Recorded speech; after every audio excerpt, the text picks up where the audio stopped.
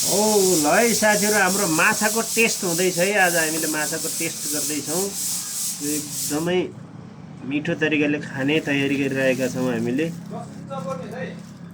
यसरी माछाको टेस्ट गरिरहेका छौँ। साथीहरु, तपाईहरु पनि आउनुस् है खानको लागि।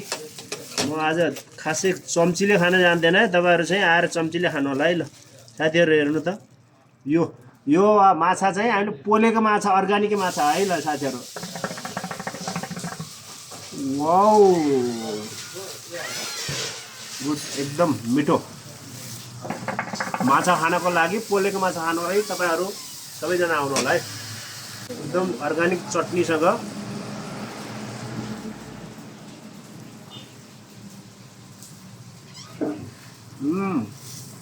वाउ, मिठो।